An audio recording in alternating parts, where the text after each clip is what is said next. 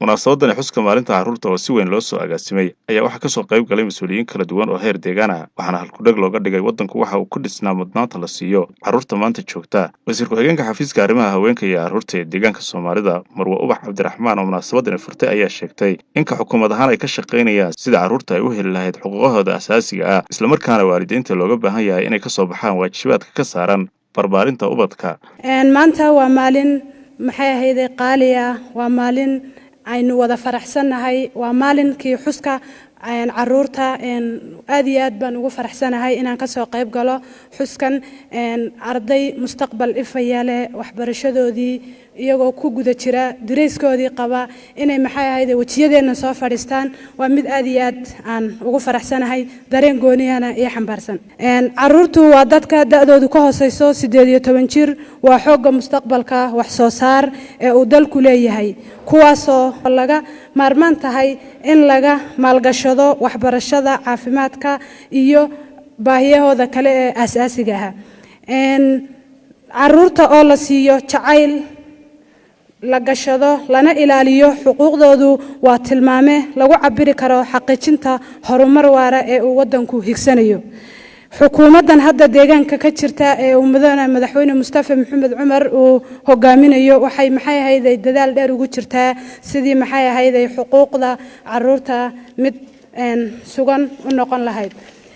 xafiiska arrimaha haweenka iyo carruurtuna waxa waajib ka saaran yahay sidii arintan loogu ololeyn lahaa looguna lamaanayn lahaa arrimaha carruurta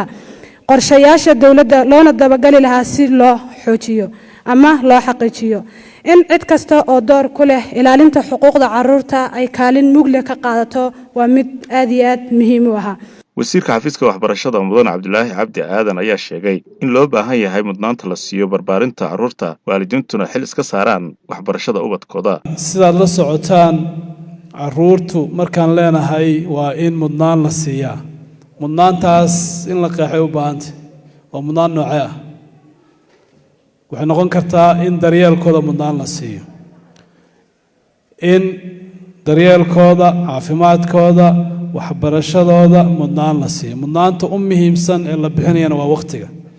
sida la sheegay carruurtu waxay laba meel bay waqtiga ku qaataan waa guriga oo waalidkii la joogaan markay ka soo tagaan waa goobaha waxbarashada ama dugsiyada dawladda ha noqoto ama kuwa private ka ah ama dugsiyadan quraanka ee diinta lagu barto ha noqoto marka labadaas waqtiga ay joogaan in waqti la siiya loo baahan yahay markay iskuulaadka joogaan iskuulaadka inta badan 4-5 saac u badnaan bay joogayaan in la daryeelo waxbarashadooda ogaanshahooda la ilaaliyo loo baahan yahay anshaxooda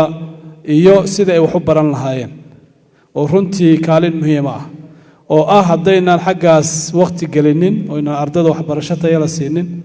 inaynaan heli doonin ummad aqoon leh oo dhisan maxaa yeelay haddii adeega waxbarashada uu noqdo mid aan ardaydii wax baraynin haddii aysan ardaydii wax inoo baranin ma heli doono xirfadlayaal inoo qabta adeegyadan u baahanay marka in mudnaan gooni ah la siiyo oo si gooni ah loo ogaado waa muhiim meesha kale ama goobta kale tahay in lagu ogaado waa guryaha markay joogaan inta in leeg baan ilmihii ognahay ilmaha markuu guriga joogo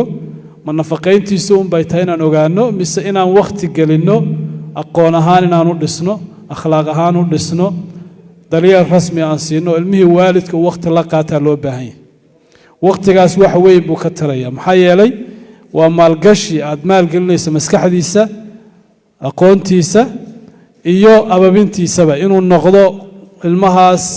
qof jira oo hadhow bulshada anfaca guriga ilmaha lagu soo dhiso baa ku dhismi kara xarumaha waxbarashada sida aan qabo anigu dhankiisana komishineer ku-xigeenka komishanka booliska deegaanka Soomaalida Cali Cabdi Jabbaar oo isaguna munaasabadan ka qayb galay ayaa sheegay